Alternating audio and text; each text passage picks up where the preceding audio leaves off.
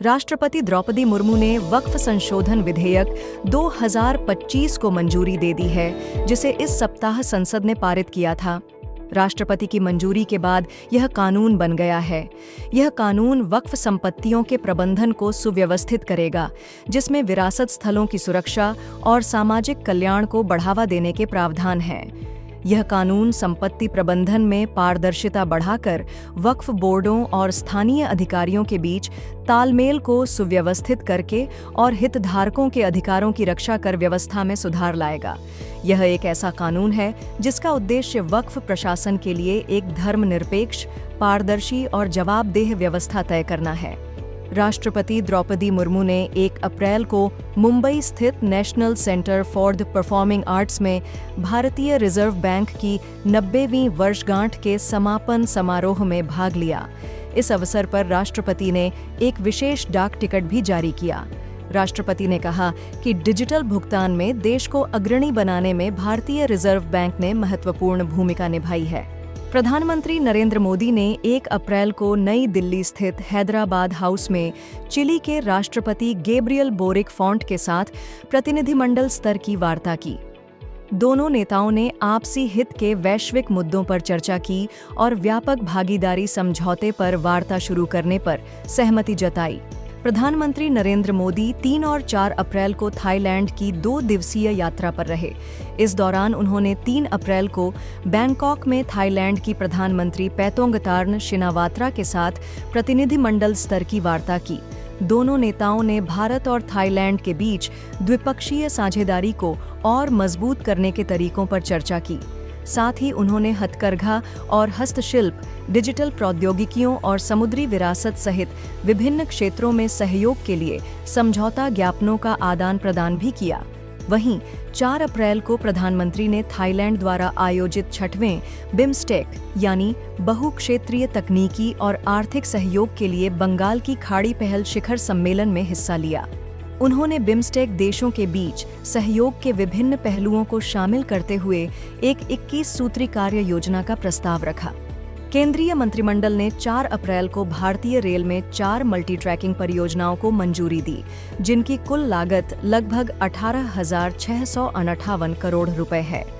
नई दिल्ली में मीडिया को जानकारी देते हुए केंद्रीय सूचना एवं प्रसारण मंत्री अश्विनी वैष्णव ने कहा कि ये परियोजनाएं 3 राज्यों महाराष्ट्र, ओडिशा और छत्तीसगढ़ के 15 जिलों को कवर करेंगी और भारतीय रेल के मौजूदा नेटवर्क को लगभग 1,247 किलोमीटर तक बढ़ा देंगी।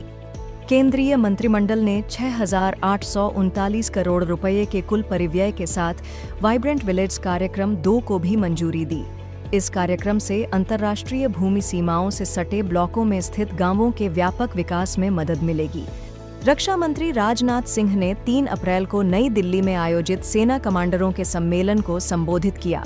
केंद्रीय मंत्री ने कहा कि वर्तमान गतिशील भू रणनीतिक परिवर्तनों और अनिश्चितताओं के साथ चल रहे वैश्विक सुरक्षा परिदृश्यों को ध्यान में रखते हुए सशस्त्र बलों को दीर्घकालिक और अल्पकालिक दोनों चुनौतियों का समाधान करते हुए गतिशील योजना तैयार करनी चाहिए।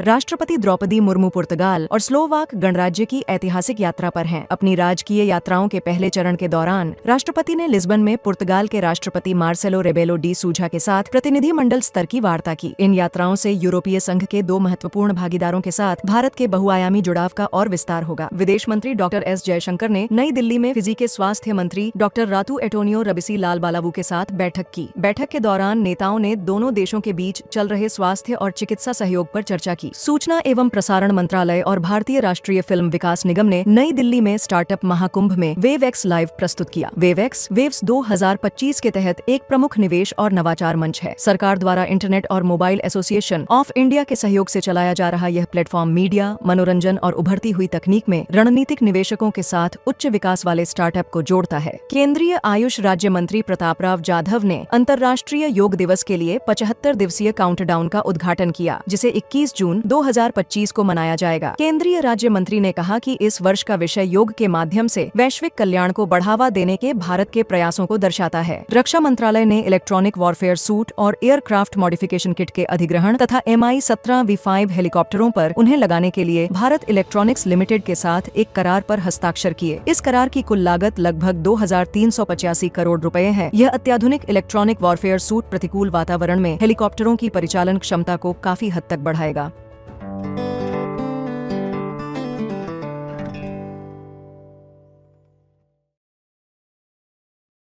Hi everyone, today we are going to cover 10th, 6th, 7th April 2025, day number 100. Faith can move mountains. Today we are going to talk about all these important topics in next about 40 to 45 minutes. ये test series classes हैं।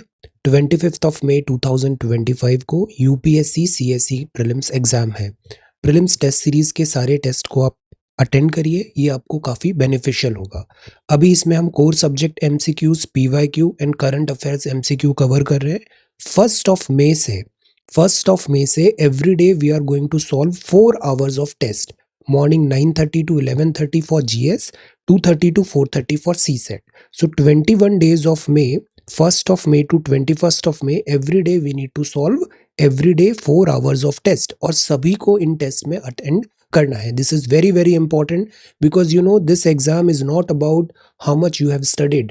आपने कितना पढ़ा है इससे कोई फर्क नहीं पड़ता है। आप उस पढ़ाई को एप्लीकेशन में कन्वर्ट कर पा रहे हो या नहीं, फर्क उससे पड़ता है। ये एग्जाम नॉलेज का टेस्ट नहीं है, ये एग्जाम टेम्परामेंट का है। तो हमें एमसीक्यू मतलब ऑब्जेक्टिव टाइप क्वेश्चंस में अच्छा होना जरूरी है। Some students are very good with writing mains, but अगर आप एमसीक्यू ही क्वालिफाई नहीं करोगे तो मेंस का नंबर ही नहीं आएगा। So don't take these sessions lightly. ये बहुत जरूरी है ताकि हम एमसीक्यू मतलब टेस्ट सीरीज फॉर्मेट में खुद को डालें। न्यूज़पेपर सेशन एवरीडे कमिटेड है और ये एवरीडे ही वापस हम रिज्यूम करेंगे। न्यूज़पेपर के अलावा जो करंट अफेयर्स के कंपाइलेशंस है उसको भी मैं कल से स्टार्ट कर रहा हूँ 11th ऑफ अप्रैल से। And our target will be कि 14 डेज में पिछले 2-2.5 साल के सारे करंट अफेयर्स हमें बहुत intense and condensed marathon classes में कवर करना है। तो अगले 14 दिन में मैं आपका पिछले 2-2.5 साल का सारा current affairs, polity, geography, history, economics etcetera cover करा दूंगा। सो 25 ऑफ मई को आपका प्रीलिम्स एग्जाम है और 25 ऑफ अप्रैल को आपका सारा सिलेबस कंप्लीट हो जाएगा। This is extra ordinary. सृजन इंडिया 1 में हम कंप्लीट सिलेबस कवर कराते हैं। This is extra ordinary. So this is Thursday April 10th 2025। सो आज हम 10 अप्रैल, उसके बाद 6 अप्रैल और 7 अप्रैल का न्यूज़पेपर देखेंगे और कल के न्यूज़पेपर सेशन में हम 11th और 8th और 9th को कवर करेंगे। सो कल हम ऑन ट्रैक आ जाएंगे न्यूज़पेपर सेशंस में। So this is Thursday April 10th 2025। Security forces exchange fire with militants. Vijay Mallya case, Indian banks win UK bankruptcy appeal. So इसमें लीगल जितने भी एक्सपेंडिचर्स हुए हैं उसकी रिकवरी की बात है। अंडरस्टैंडिंग इंडिया चाइनास कॉनंड्रम, कॉनंड्रम का मतलब होता है पहेली। New Delhi should not lower it's guard. हमारे प्रथम प्रधानमंत्री से वर्तमान प्रधानमंत्री मोदी साहब, नेहरू जी से मोदी साहब, सभी ने एक ही बात बोला है, it is very difficult to trust China. So कभी भी गार्ड्स लोअर नहीं करने हैं when it comes to China. Now see, ये एक बहुत ही इंपॉर्टेंट डेवलपमेंट हो रहा है पिछले कुछ टाइम से, स्पेशली जब से मिस्टर ट्रंप का सेकेंड टर्म स्टार्ट हुआ है। Although first term of Trump administration में भी वर्ड में टैरिफ वॉर जैसे हमने साइंस देखे थे, बट अब ये नेक्स्ट लेवल का वर्ड में टैरिफ वॉर स्टार्ट हो गया है। इसमें एक बहुत इंपॉर्टेंट टर्म है जिसका नाम है रेसिप्रोकल टैरिफ। रेसिप्रोकल टैरिफ का मतलब जितना कंट्री ए यूएसए पे टैरिफ लगाएगा, country A export to USA को इंसेंटिवाइज करेगा, उतना ही यूएसए भी उस पर्टिकुलर कंट्री में टैक्स लगाएगा और पेनल्टी एटसेट्रा फॉर्मुलाइज करेगा। तो मिस्टर ट्रंप ने रेसिप्रोकल टैरिफ की एक लिस्ट जारी की। इंडिया को 26% टैरिफ रेट में रखा गया है। बट जब बात आती है चाइना की, तो चाइना की इवेंट को हमें 3 फेजेस में समझना चाहिए। पहला फेज था इंडस्ट्रियल रिवॉल्यूशन। इंडस्ट्रियल रिवॉल्यूशन में जो वेस्टर्न यूरोप है और फिर लेटर ऑन अमेरिका भी, ये बहुत तेजी से इंडस्ट्रियलाइज हुआ, टेक्नोलॉजी एडवांसमेंट्स हुए। तो ये फर्स्ट फेज था। अब जो सेकंड फेज आता है वो आता है 1949, जब पीपल रिपब्लिक ऑफ चाइना बनता है। शुरू में चाइना बिकॉज कम्युनिस्ट फिलॉसफी में था, तो यूएसए कैपिटलिस्ट का चैंपियन है, तो दोनों में इतने अच्छे खास रिलेशंस नहीं थे। बट 1979-80s में आते आते डेंग जियाओपिंग रिफॉर्म्स आते हैं और चाइना की पॉपुलेशन बहुत तेजी से ग्रो होती है। सो जिन इंडस्ट्रियल रिवॉल्यूशन वाली कंट्रीज ने मैन्युफैक्चरिंग अपने यहाँ सेट कर रखी थी, वो अब इस मैन्युफैक्चरिंग को चाइना या अदर पॉपुलस कंट्रीज में शिफ्ट करने की कोशिश करते हैं। तो चाइना में स्किल्ड वर्कफोर्स होता है, गवर्नमेंट पॉलिसीज होती है और मैक्सिमम जो यूएसए की मैन्युफैक्चरिंग होती है वो अक्रॉस पैसिफिक चाइना में शिफ्ट हो जाती है। अब इससे चाइना की बहुत तेजी से ग्रोथ होती है। But fast forward to 2017 and this, China अभी एक इकोनॉमिक सुपर पावर बन गया है और वो चैलेंज कर रहा है यूएसए को। तो यूएसए इन अ वे चाइना को काउंटर करना चाहता है। सेकेंड, ये जो ट्रेड एंड टैरिफ वॉर है, इसमें जो चाइना से प्रोड्यूसर्स यूएस मार्केट में जाते हैं उनमें टैरिफ बहुत कम होता है। तो Donald Trump is making this statement कि हमारे यहाँ लॉस हो रहा है बिकॉज चाइना में मैन्युफैक्चरिंग हो रहा है, मनी चाइना में जा रहा है and we are paying lot of heavy price for this unequal tariff pattern. So that is why mister Trump का जो पॉलिटिकल स्लोगन भी था MAGA, make America great again, manufacturing America में लाना है, जॉब्स अमेरिका में क्रिएट करना है और चाइना पे जियोपॉलिटिकल डिपेंडेंसी कम करना है। सो इस पूरे कॉन्टेक्स्ट में हमें चाइना का इशू देखना चाहिए। किसी भी कंट्री में जो अभी टैरिफ लगा है वो 90 डेज के लिए पॉज कर दिया गया है। But when it comes to China, तो ये टैरिफ अब बढ़ा के अप्रोक्सीमेटली 125% कर दिया है।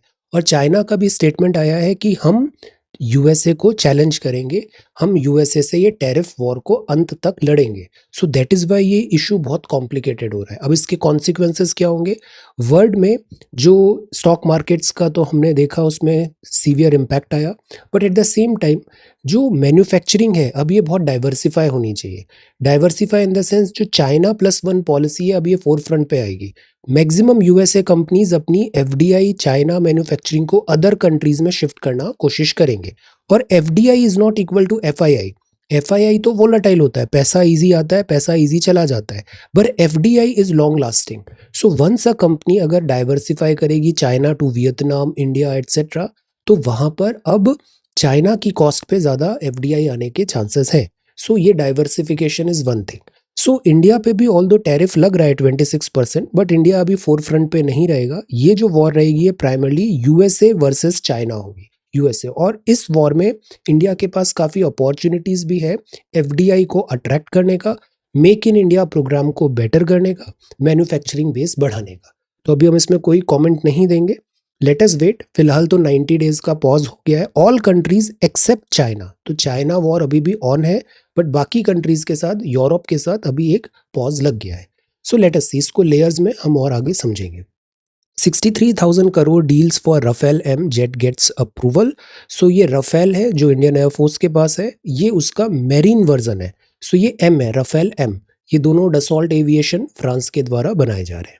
Revise Aadhaar law to sync with digital data act. This is about digital personal data protection act 2023 और आधार के मिसयूज को कर्ब करना इज अवर टारगेट।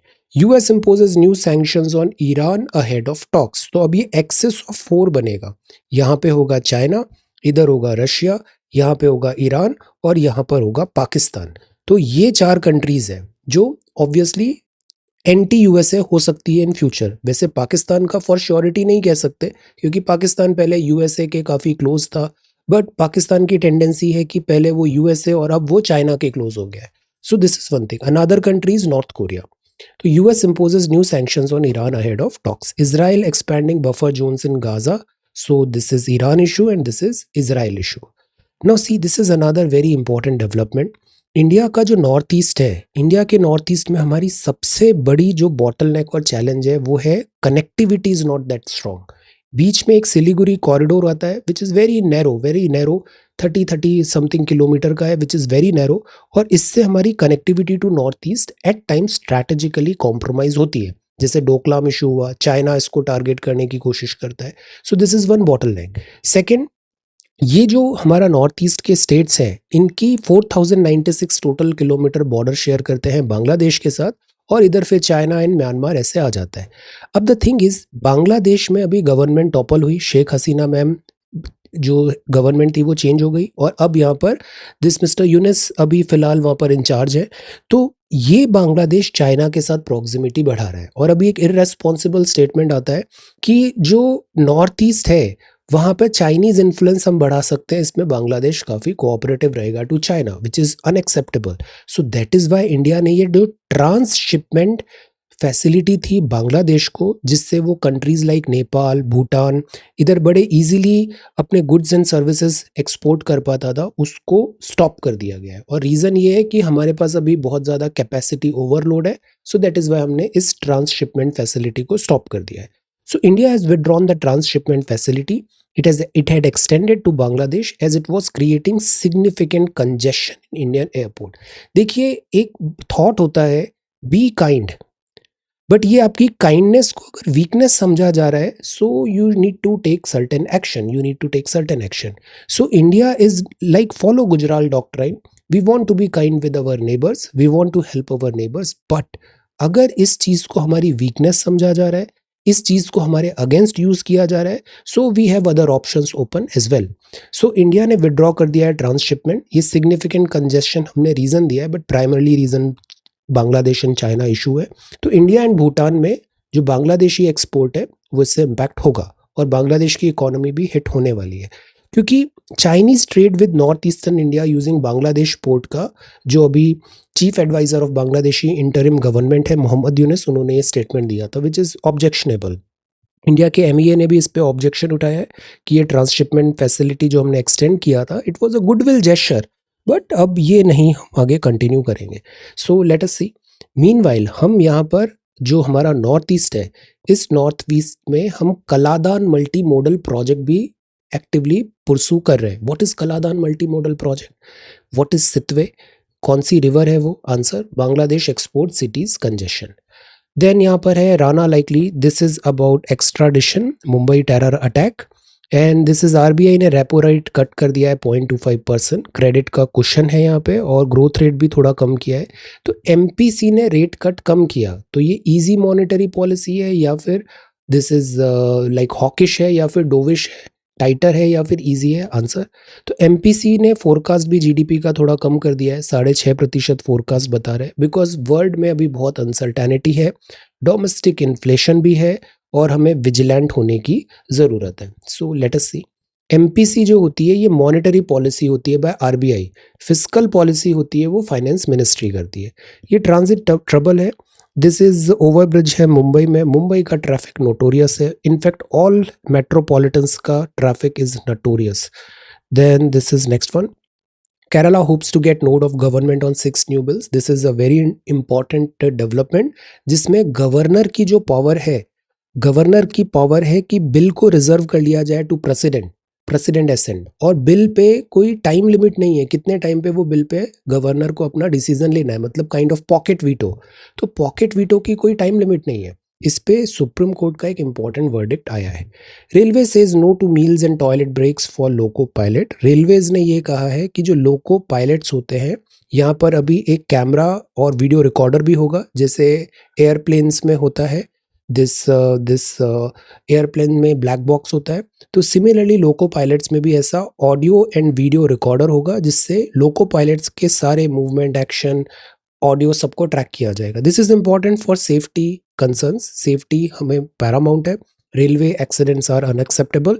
सो इस बात पे अपन लोको पायलट्स ने कहा है कि ये प्राइवेसी का ब्रीच हो जाएगा, प्लस जो नेचर्स कॉल है या फिर दे नीड अ ब्रेक, तो उसको कैसे मैनेज किया जाएगा, इस पे अभी डिस्कशन हो रहा है।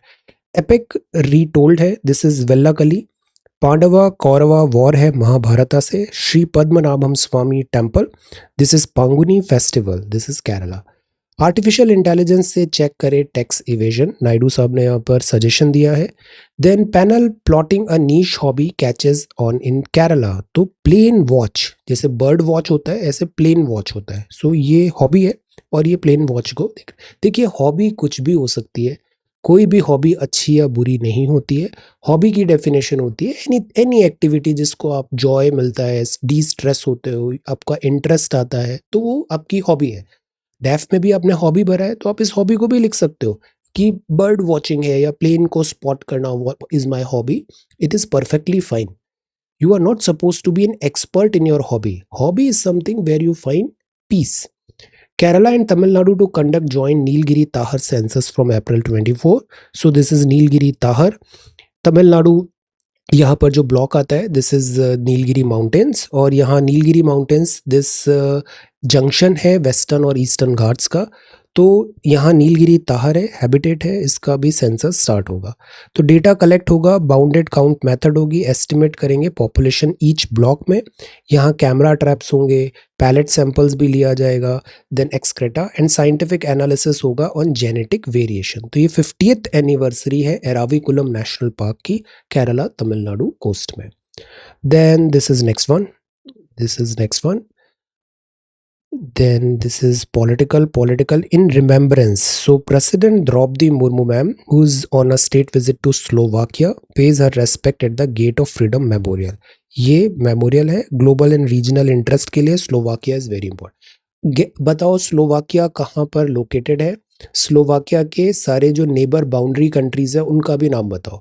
मैपिंग पार्ट स्ट्रांग होना चाहिए, और it is not a one day thing, साल भर ऐसी मैपिंग स्पॉटिंग करनी चाहिए और ओवरऑल अच्छी हो जाती है। So where is Slovakia?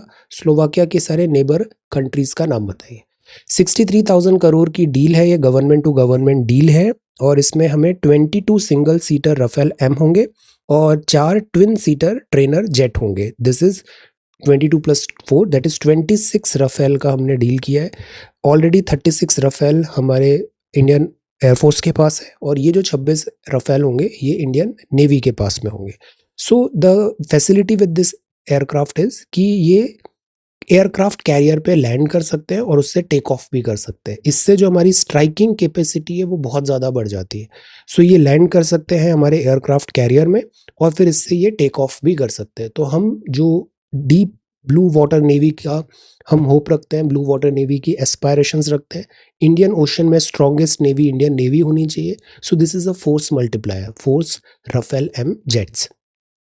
New schemes हैं to modernise irrigation network at cabinet nod. So इससे इरिगेशन को बेटर करना है। India mostly rain fed agriculture है। आधार लॉ को रिवाइज किया जा रहा है पर्सनल डेटा प्रोटेक्शन के लिए, तो 2023 रूल्स में। तो इससे सारा टेक्नोलॉजी बैकएंड भी लाइक डेटा शेयरिंग बेटर किया जाएगा और प्राइवेसी सेंटर स्टेज पे रहेगा। यूके ऑप्टिमिस्टिक है कि ट्रम्प टैरिफ वॉर से दिस एडेड अर्जेंसी हो गई है, ऐसा नहीं है। यूके के साथ पोस्ट ब्रेक्जिट इंडिया एक सेपरेट डील भी करने वाला है when it comes to trade. Indian banks win appeal against Mallya in UK court. So this is about judgment date on this Kingfisher airline का है, लॉन्ग स्टैंडिंग लीगल बैटल है। Then this is wild fire scorch the earth. Scotch मतलब आग ने सब जला दिया, scorch. What is scorch earth policy? ये एक टर्म होता है जो वॉर में इस्तेमाल किया जाता है, बैटल्स में। स्कॉच अर्थ पॉलिसी, ब्रिटिशर्स ने स्कॉच अर्थ पॉलिसी अपनाई थी जब जापानीज इन्वेजन हो रहा था इंडिया में। Arctic biome rejects more carbon. See Arctic जो है ये कॉन्टिनेंट नहीं है, ये full of glaciers and all है, और ये ग्लेशियर्स पिघल रहे हैं because of global warming. Global warming से बहुत सारा जो ट्रैप्ड कार्बन है वो भी एटमॉस्फेयर में रिलीज हो रहा है।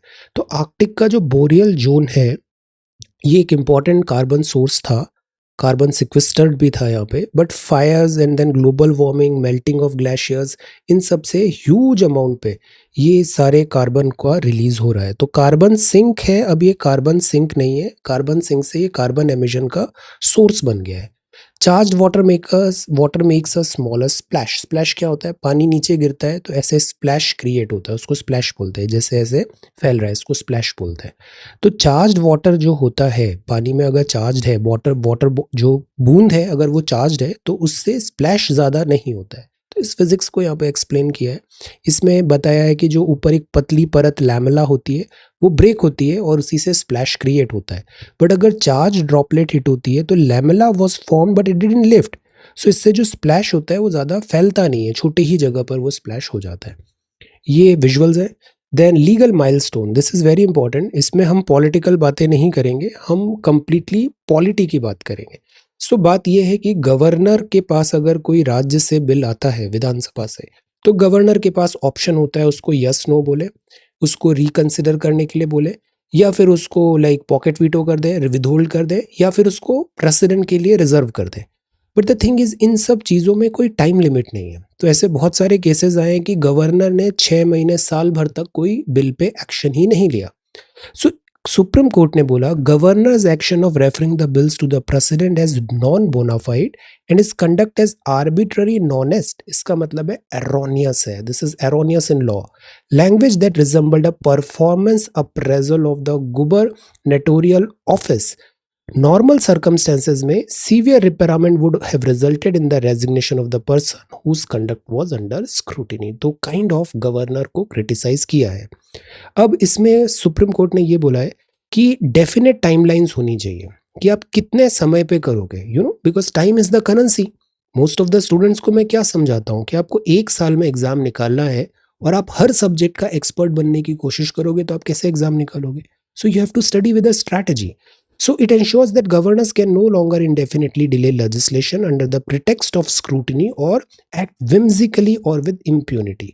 कोर्ट ने reaffirm किया है constitutional principle, Raj Bhavan must function with transparency and accountability. तो ट्रांसपेरेंट रहना सबसे बेस्ट पॉलिसी होती है, सेंट्रोपी क्रिएट नहीं होती। Act transparent and accountable. Then अथॉरिटियाँ पे बात किया, जैसे यूनिवर्सिटी में जो गवर्नर होते हैं वो बाय डिफॉल्ट उसके चांसलर हो जाते हैं, फिर वीसी भी होते हैं, उनके अपॉइंटमेंट में गवर्नर का क्या रोल है। तो करप्शन, एलिगेशन, इनकॉम्पिटेंस, इंटीग्रिटीज के सवाल भी उठे थे। So it is call for constitutional morality, cooperative federalism, restoration of dignity to the office of the governor, who, as the court pointed out, is expected to act as a friend, philosopher, and guide to the state cabinet and not as a blunt instrument of the center। देखिए, इसीलिए मैं reading को इतना ज़्यादा focus करता हूँ। अगर आप रीडिंग अच्छी नहीं रखोगे, आपकी लैंग्वेज बेटर नहीं होगी। आप किसी ट्रिक से समहाउ आप प्रीलिम्स क्वालिफाई कर लोगे, बट जब तक आपकी लैंग्वेज प्रोफिशिएंसी नहीं है, आपका मेंस नहीं क्वालिफाई होगा। सो लैंग्वेज के लिए हमें ऐसे रीड करना बहुत ज़रूरी है। सो सी कितनी अच्छी लाइंस लिखी हुई है, अब इसको note it down and use it in your mains answer copy. So governor जो होता है वो फ्रेंड, फिलोसोफर, गाइड है स्टेट कैबिनेट का, not as a blunt instrument of the centre. This is home and abroad. India must improve research infrastructure to serve its students। तो जैसे मांगा है, हमें भी R&D करना चाहिए। दूसरा, न्यूज़पेपर में हम कोशिश करते हैं एवरी डे हमारा 30-40 मिनट्स में एक दिन का न्यूज़पेपर हो जाए, और वो तभी हो पाएगा जब हम एक पेस भी मेंटेन रखेंगे और पूरा पेपर स्कैन करेंगे। वी आर नॉट अबाउट कि आज के न्यूज़पेपर की 4 बड़ी चीज़ें ये है और उसको बड़े इन डेप्थ में बता दिया। What is the point? Where is the range? We need to cover the entire newspaper, and that too in 30 to 40 minutes. So our style is very, very good. Understanding India's China conundrum, ये M के नारायण साहब ने लिखा है। तो Deng Xiaoping के time से actually China की भी पॉलिसीज थी। पहले का जो चाइना था वो था स्टैंड अप चाइना, अपने पाँव पे खड़े हो। डेंग जियोपिंग पे आ गया कि हमें इकोनॉमिक सुपर पावर बनना है। अब जो मिस्टर शी डॉक्ट्राइन आ रही है वो हो रही है मिलिट्री सुपर पावर बनने की। तो ये 3 इरा है चाइना के। सो अभी जो बात है वो लाइक खुद को ये इनके एक हर्ट फीलिंग भी होती है चाइनीज पीपल में। जैसा अक्सर हम देखते हैं कि if something wrong happen to you in the past, ऐसे लोगों में एक टेंडेंसी आ जाती है रिवेंजफुल राइज करना है, बदले की आग से हमें ग्रोथ करना है, डेवलप करना है, दुनिया को दिखाना है, अपने को प्रूव करना है। ये टेंडेंसी साइकोलॉजिकली देखने को मिलती है। सेम चीज़ चाइना में भी है। चाइना के साथ गलत हुआ, वी अग्री। वर्ल्ड वॉर 2 के टाइम पे चाइना को पूरा जो वेस्टर्न कॉलोनियल ने ऐसे पाई की तरह डिवाइड कर लिया था। ब्रिटिशर्स ने चाइना को ओपियम अडिक्ट बना दिया था। चाइना जबकि one of the ancient civilization है, टेक्नोलॉजी में चाइना का कोई टक्कर नहीं है। पेपर का इन्वेंशन कहाँ हुआ, गन पाउडर कहाँ पर आया, China is there. But China के साथ रॉन्ग हुआ, तो चाइना इसको डार्क फेज मानता है अपने हिस्ट्री का, और अब वो रिवेंजफुल राइज की बात करता है। तो रिवेंज इज नॉट दैट जहाँ पर हमें प्रॉब्लम्स हैं, क्योंकि revengeful rise is not good. So China अभी जैसे किंग डायनेस्टी से जो रीस्टोर करना है, हमें वीकनेस वापस पुराने अच्छे दिन लौटाने, इस टाइप की चाइना टेंडेंसी दिखाता है।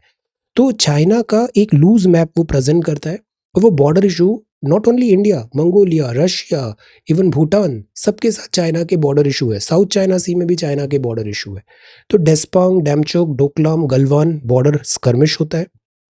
अब बात ये आती है कि शुरू में हमने क्लैरिफाई नहीं किया, 1962 का वॉर भी हो गया, तो ये अभी लॉन्ग पेंडिंग बात बन गई है। तो वेल मेरिटेड है। It could be highly optimistic to treat the present as denoting a return to the Hu Jintao period, और इसमें बीच बीच में चाइना की एक पॉलिसी होती है कि by time build capacity, by time build capacity. तो चाइना बहुत तेजी से इकोनॉमिकली सुपर पावर बन रहा है, अमेरिका को चैलेंज कर रहा है, मिलिट्री बहुत सुपर पावर बन गया है। चाइना का जो जीडीपी है, वो जो मिलिट्री बजट है, वो इंडिया से 3 से 4 गुना ज़्यादा है। तो चाइना इतना स्ट्रांग बन रहा है कि फिर हम उसको कॉम्पीट ही नहीं कर पाएंगे, उससे हम लड़ाई नहीं कर पाएंगे। This is Chinese strategy, by time build capacity. So D escalation की बात हुई, कजान में अभी ब्रिक्स समिट भी हुआ, but it is also a fact कि India is a very old civilization, China is an old civilization. तो we want peaceful neighbourhood, we also want peaceful neighbourhood, we do not want this madness. So India China border patrolling agreement हुआ। Border patrolling agreement में भी एक degree of stand of अभी भी बना हुआ है। चाइनीज डिफेंस मिनिस्ट्री ने बताया कि हम harmonious dance between Chinese dragon and Indian elephant की बात कर रहे हैं। मिस्टर शी जिनपिंग का भी अग्रीमेंट आया, डी एस्केलेशन की बात हुई, बट अब इसमें बहुत read in between the line है। माइट इज अगेन राइट जो होता है, रूल्स बेस्ड इंटरनेशनल ऑर्डर होता है, ये फॉलो कराना जरूरी है। देन रियलिटी चेक ये है, चाइना का जो बजट है वो इंडिया से 3 गुना ज़्यादा है, 3 टाइम्स द इंडियाज बजट है। इंडिया 2% जीडीपी कर रहा है, चाइना 7.2% पे बढ़ा दिया, और Chinese GDP is also huge. So this is the वे कि उनके पास रिजर्व फोर्स भी ज़्यादा है, टैंक्स है, हॉविट्जर है, सरफेस टू एयर मिसाइल है, हैवी वेपनरी है, 6th जनरेशन एयरक्राफ्ट का वो टेस्ट कर रहे हैं, और हमारा अभी तक तेजस ही नहीं बन पाया। So the thing is, SIPRI भी बताता है कि चाइना का इंपोर्ट भी है और ये मेजर एक्सपोर्टर भी है आर्म्स एंड वेपन्स का। सेकेंड, आर्टिफिशियल इंटेलिजेंस, चाइना का टेक्नोलॉजी बहुत तेजी से बढ़ रहा है, आर्टिफिशियल इंटेलिजेंस। नेबरहुड में अगर हम देखें तो इसमें नेबरहुड में भी अगर आप देखो तो बांग्लादेश को चाइना काफ़ी लाइक इंडिया के अगेंस्ट प्लेस करने की कोशिश करता है। अफ्रीका में भी चाइना की प्रेजेंस बहुत ज़्यादा है।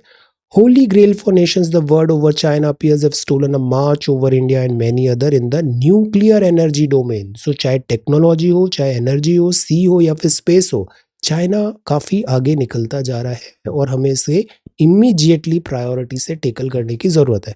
मिस्टर ट्रंप का भी मर्क्यूरियल टेम्परामेंट है। लेट अस सी ट्रेड वॉर में क्या होता है, अपॉर्चुनिटीज देयरफॉर इंडिया के लिए आएंगी। Yes, chaos is a ladder, let us see. Then the pandemic, looking back looking forward, pandemic ने बहुत लाइव्स चेंज कर दी है, the way we live. Rohingyas are on the brink of starvation. यहाँ पर बात है federalism and delimitation debate.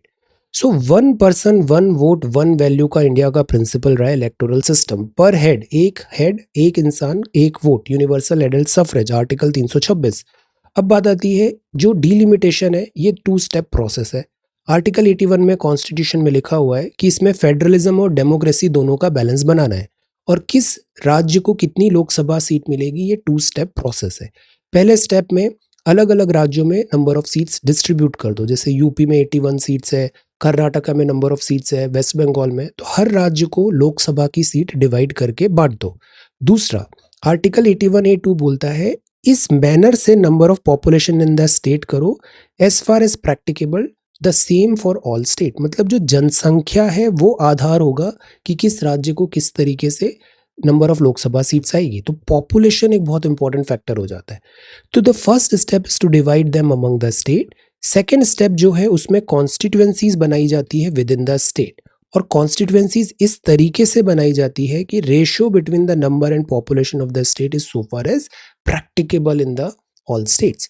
81B बोलता है each state shall be divided into territorial constituency in which manner that the ratio between population of each constituency and the number of seats allotted to it is practicable। तो जनसंख्या, जैसे चांदनी चौक छोटा सा है but एक constituency है, लद्दाख इतना बड़ा है फिर भी एक ही कॉन्स्टिट्यूएंसी है, तो हम इस तरीके से कॉन्स्टिट्यूएंसीज बनाते हैं और ये प्रैक्टिकेबल भी होना चाहिए। सर्टेन डेविएशन डिलिमिटेशन जो होता है वो प्रैक्टिकेबल होना चाहिए। अब आप ये बताओ, डिलिमिटेशन कमीशन के वर्डिक्ट को क्या सुप्रीम कोर्ट में चैलेंज कर सकते हो आप? 84th अमेंडमेंट जब आता है तो यहाँ 2 बड़े चेंजेस आते हैं। पहला चेंज ये होता है कि appointment among state was linked to the 1971 census. मतलब यूपी को कितनी लोकसभा सीट है, कर्नाटका को कितनी है, गुजरात को कितनी है, ये 1971 की यूपी कर्नाटका की जनसंख्या के हिसाब से होगा। और दूसरा जो अपॉर्शनमेंट विद इन स्टेट है, ये 2001 के सेंसस के हिसाब से होगा। मतलब स्टेट में कितनी कॉन्स्टिट्यूएंसीज कैसे बनाई जा रही है।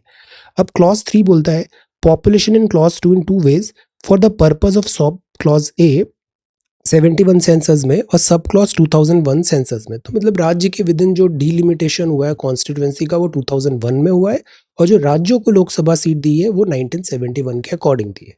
बट अब 2026 में अब जैसे डिलिमिटेशन हो रहा है या फिर नया जनसंख्या का डेटा आ रहा है, तो कुछ राज्यों की जनसंख्या बहुत बढ़ गई, तो वो एडवांटेज में पहुंच जाएंगे। जिन राज्यों की संख्या कम हुई है वो डिसएडवांटेज में आ जाएंगे, बिकॉज पॉपुलेशन तो पर हेड है, 1 person 1 vote. So that is why अब एक नया कॉन्सेप्ट आने वाला है जिसको बोलते हैं pro rata distribution. Will aviation disputes be easier to resolve? तो एविएशन डिस्प्यूट्स है, नो योर इंग्लिश है, थिन ऑन टॉप का मतलब होता है someone who is balding. Then drops out to sleep का मतलब है सो गए, जगते जगते सो गए, ड्रॉप आउट हो गए। देन क्लास ड्रॉप आउट भी हो सकता है, कॉलेज ड्रॉप आउट भी हो सकता है। Then they can't afford to be thin skin. Thin skin वो होते हैं जो बहुत जल्दी अपसेट हो जाते हैं। देखो स्टूडेंट्स में भी ये थिन स्किन जो है ये आपको बहुत प्रॉब्लम क्रिएट करेगा लाइफ में। थिन स्किन नहीं होना चाहिए।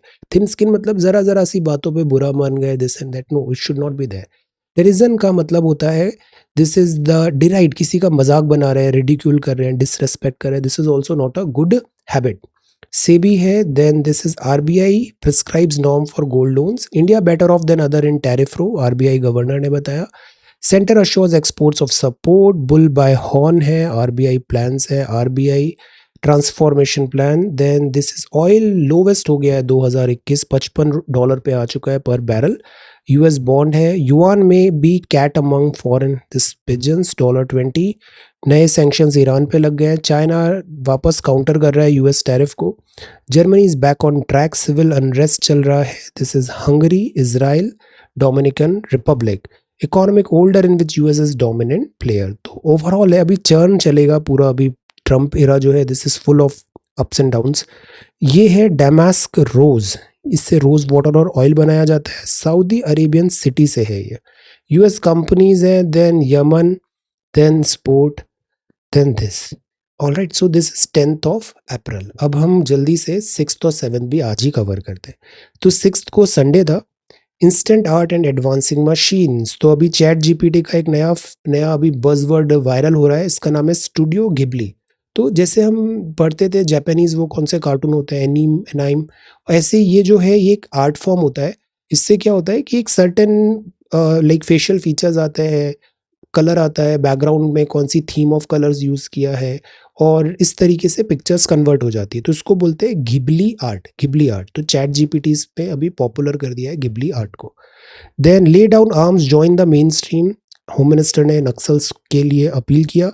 ये वक्फ बिल है। Centre holds talk with cookie जो एंड मीटी delegation. Vents and walls India में अप्रैल 3rd वीक में आएंगे। India and Sri Lanka sign 7 MOU। सी ये Sri Lanka is very important country for us, mutual हमारे कॉर्डियल रिलेशंस है। Defence, energy, digitisation, health, interest loan जो है श्रीलंका में उसको कट किया है। $100 मिलियन का हमने ग्रांट्स देने की बात की है। आइलैंड नेशन ने ग्रैटिट्यूड बताया है इंडिया के प्रति।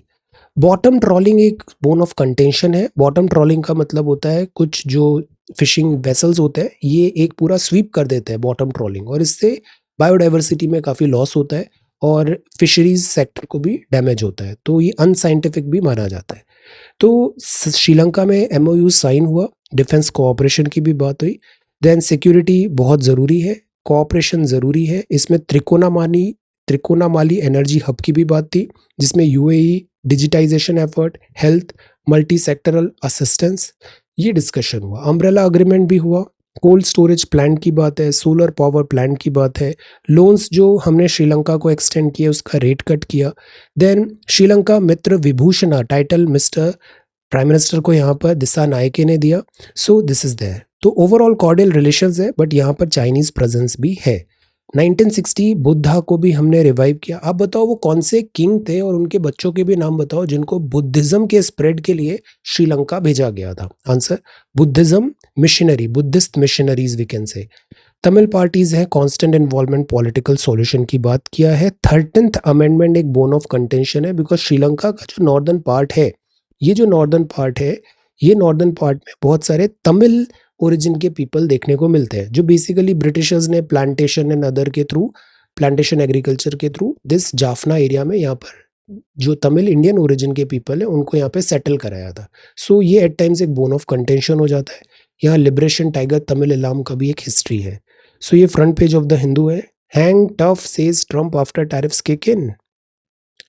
देन स्ट्राइकिंग सैटायर है, this is ASHA workers. Telangana tunnel rescue है, GSI irrigation officials keeping tab on conditions inside. US Vice President Vance and NSA Wall set to visit India this month. National Security Advisor Justice Verma ने oath लिया Allahabad high court जज में। Sri Lanka Tamil political leaders हैं, bottom trawling की बात कर रहे हैं। देन ये पॉलिटिकल है। Panel seeks reform of ASI monuments D listing protocol. Archaeological survey of India. आप बताओ ASI की स्थापना किसने की थी, कौन सा ब्रिटिश ऑफिसर था जिनके टाइम पे हुआ था। UGC notify. Then FDA cover significant data falsification by Indian company.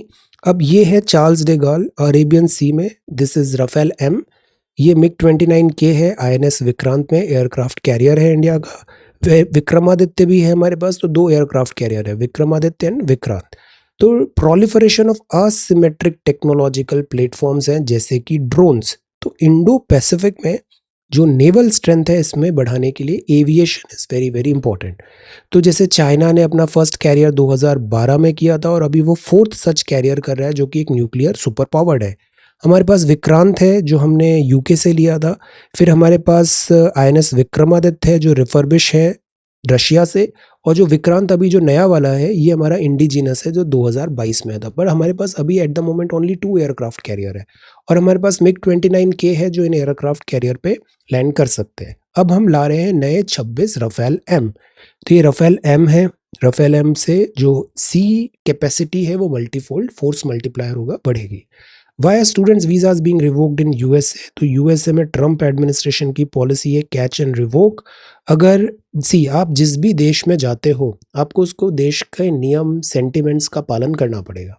सो अगर आप USA जा रहे हो तो USA का जो थीम है, जो वहाँ के सेंटिमेंट्स हैं या फिर जो वैल्यू सिस्टम है, तो we need to respect that. Will the Waqf bill usher in transparency? तो आज वक्फ बिल पे अच्छे से FAQ एक्सप्लेनर आ गया। सो that is what I said, जिस दिन न्यूज आती है उस दिन उसका चैंपियन बनने की कोशिश मत करिए। It is not about who comes first, it is about who comes correct और shortest minimum in energy and time पे जो करेक्ट आया है। तो उसके लिए आप न्यूज़पेपर रोज फॉलो करो, ये सारे टर्म्स आपको पता रहेंगे और ऐसे FAQ से डिटेल में न्यूज़पेपर होमवर्क करके आपको देगा। आपको मेहनत करने की जरूरत नहीं है और एक न्यूज़पेपर रोज फॉलो करो। तो ये वक्फ अमेंडमेंट बिल है। इसमें बात है अमेंडमेंट्स क्या, अभी सवाल है, अपोजिशन पूछ रहा है कि encroachment upon the religious autonomy of the Muslim community. Waqf board क्या है और वक्फ बाय यूजर डॉक्ट्रिन क्या है? तो अभी एक बिल आया है जिसका नाम है वक्फ अमेंडमेंट बिल 2025। ये राज्यसभा में पास हुआ, फिर इसके बाद ये प्रेसिडेंट एसन के पास रिसीव हो चुका है, लोकसभा में भी ये पास हो चुका है। अब ये वक्फ बिल है क्या? तो देखिए, इस्लामिक लॉ में वक्फ का मतलब होता है property dedicated in the name of God for religious और चैरिटेबल पर्पस। सो गॉड के नाम पे कोई प्रॉपर्टी आपने दान कर दी, dedicated in the name of God for religious और चैरिटेबल पर्पसेस। सो कोई भी प्रॉपर्टी मतलब जमीन, dedicated in the name of God for religious और चैरिटेबल पर्पस, तो इसको बोलते हैं वक्फ। तो वक्फ का मतलब होता है प्रॉपर्टी गॉड के नाम पर आपने रिलीजियस चैरिटेबल पर्पस के लिए डेडिकेट कर रखा है। Proceeds of such properties are typically used to maintain mosque, fund educational institution, support the poor.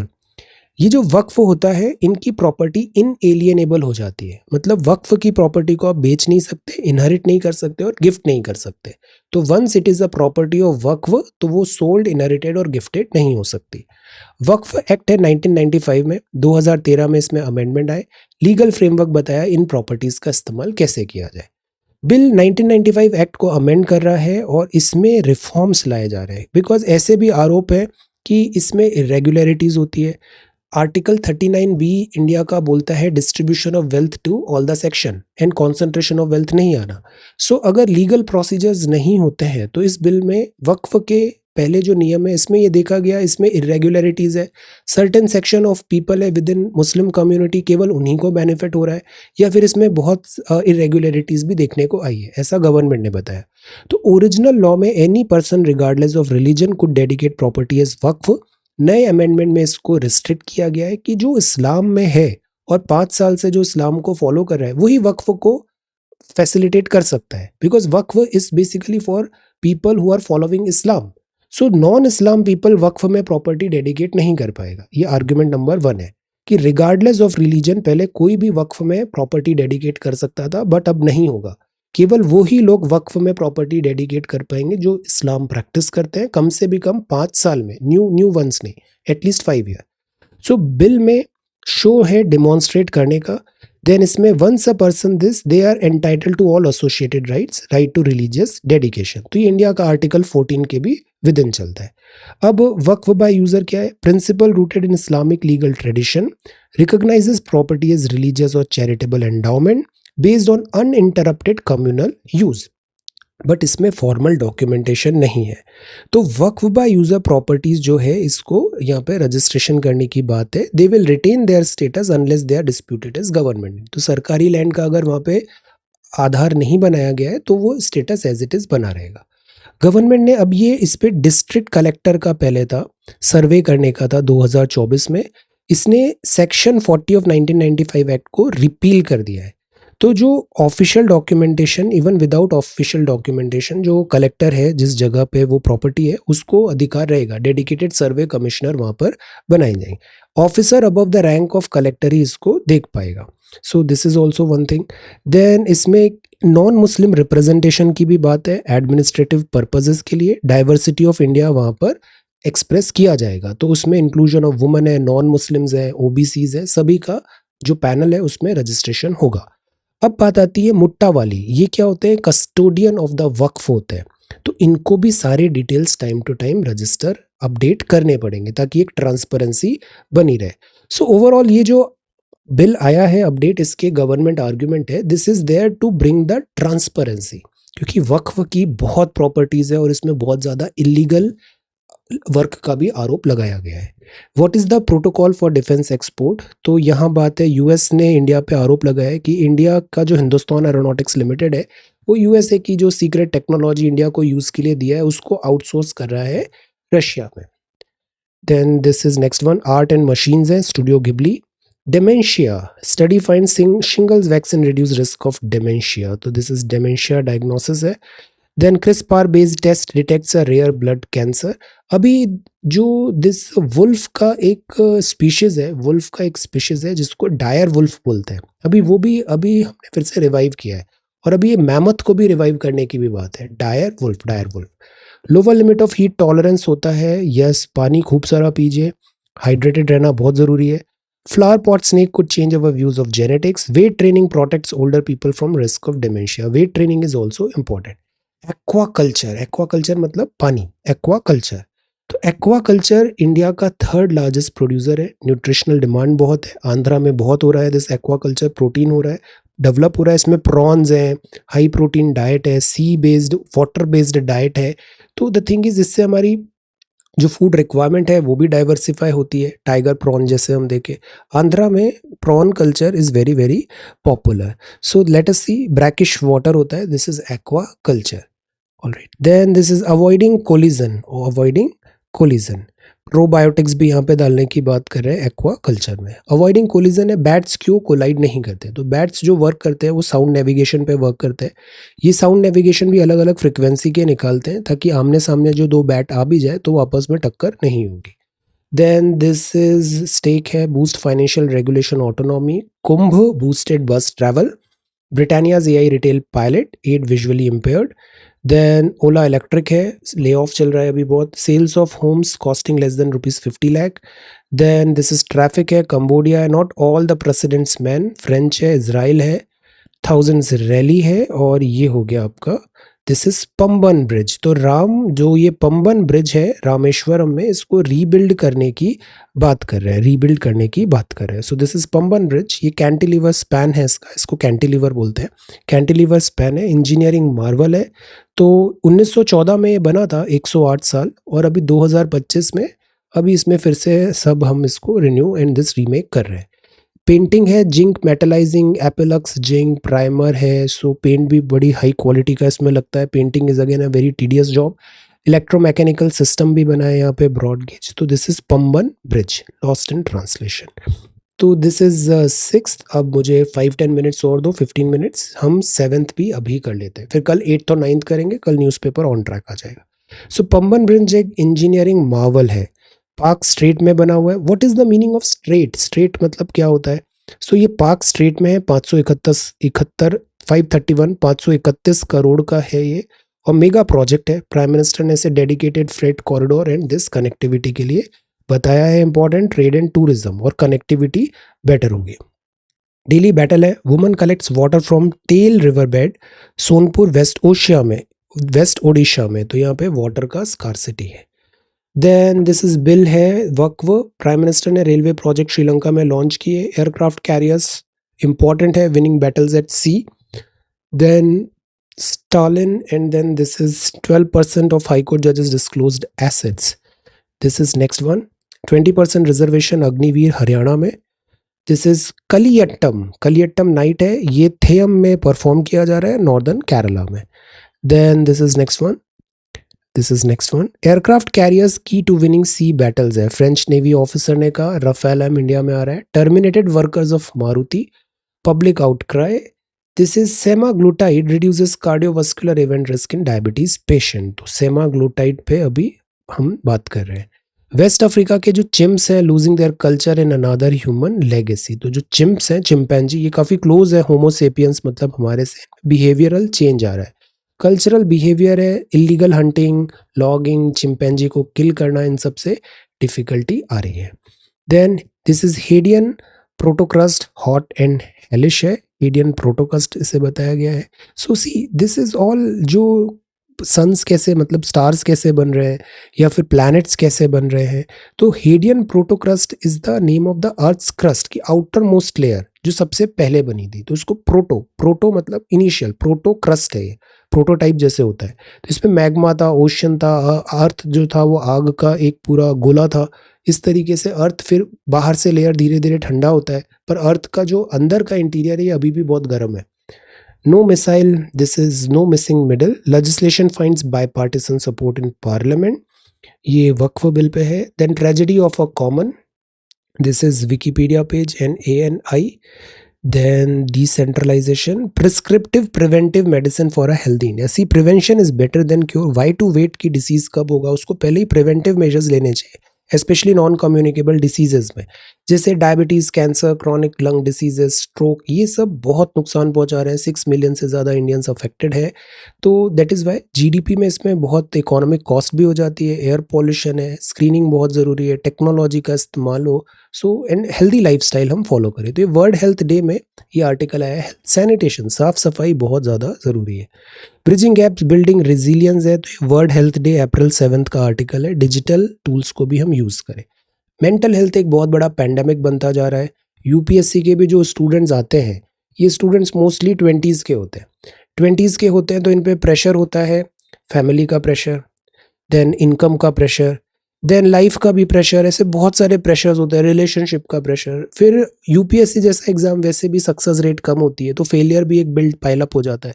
सो ये जो 20s और 30s की जो जनरेशन है हमारी, ये बहुत ही स्ट्रेस्ड है और ये बहुत ही ज़्यादा हर्ट जनरेशन हो रही है। हर्ट जनरेशन है, सैडिस्ट बन जाती है, बिटर बन जाते हैं, डिप्रेशन टेंडेंसीज दिखाते हैं और साइकोलॉजिकल बहुत सारे डिसऑर्डर्स होते हैं। मैं तो इतने स्टूडेंट से बात करता हूँ, आई कैन सी साइकोलॉजिकली सब कहीं ना कहीं डिस्टर्ब नज़र आते हैं। So paradigm shift in mental health policy.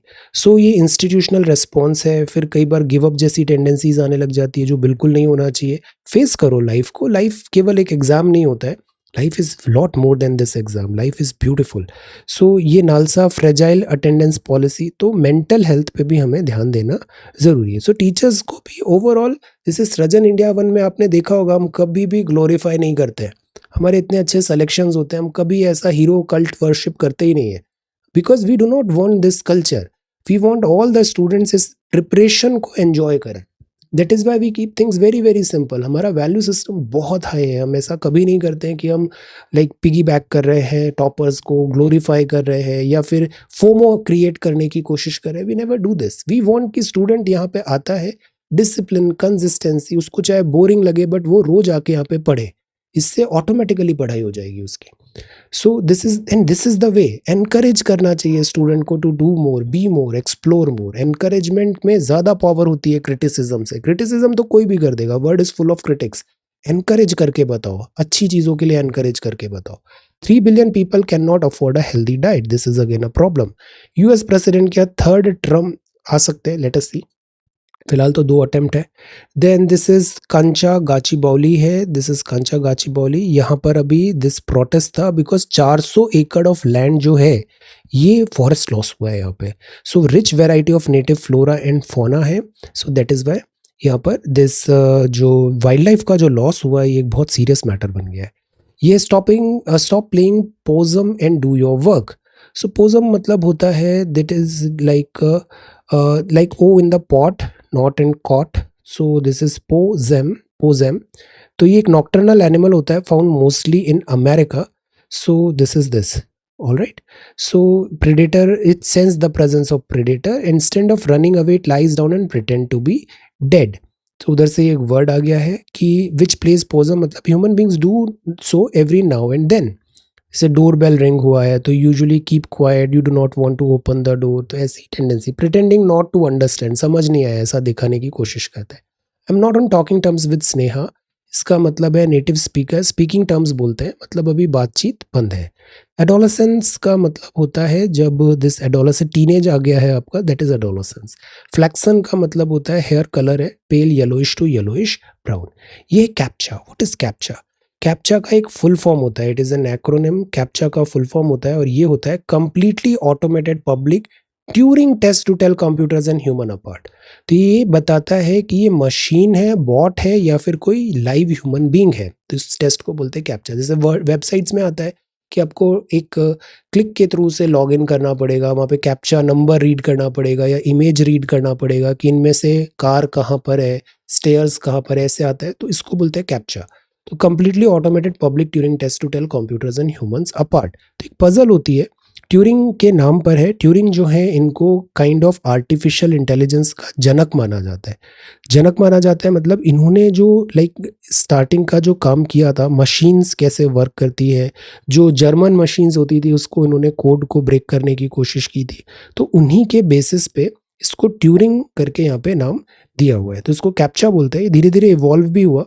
Turing जो थे ब्रिटिश मैथमेटिशियन थे, एलन ट्यूरिंग 1950s में थे। इन्होंने एक टेस्ट बनाया था जिसमें machine could act like a human, तो एआई के इन्हें जनक बोला जाता है। तो this is captcha. Then this is next one, flaxen, money wise. Have you looked at your handbag और shirt more for more than 10 minutes? Then tooth powder firm is chewing more in this. Hydrogen की तरफ बढ़ने का हो सकता है future है। Electric अभी हमारा मोस्टली इलेक्ट्रिफिकेशन हो चुका है, बट हाइड्रोजन में सेफ्टी कंसर्न है because hydrogen is highly inflammable. Rigorous testing चाहिए होगी। ट्रांसपोर्ट एंड हैंडलिंग बहुत डिफिकल्ट होगा। तो रेलवेज को सिस्टमेटिकली लॉन्ग टर्म का प्लान बनाते हुए बढ़ना चाहिए कि हम सस्टेनेबल इलेक्ट्रिसिटी या सस्टेनेबल एनर्जी रिसोर्स कैसे लाए। जेंडर पैरिटी है, ट्रम्प का टैरिफ है, Le Pen. Then this is Sudan है, दिस इज तुर्की and this is contest of decibel, वोंगचुक है। ये ऐसे बनाते हैं this kind of like towers of ice towers बोलते हैं। आइस पिरामिड टाइप बन जाता है आइस टावर्स। इससे धीरे धीरे पानी पिघल के आता है, वाटर सप्लाई कंटिन्यू रहती है। Then this is roof overhead, feet crumbled and this is lifetime of scars.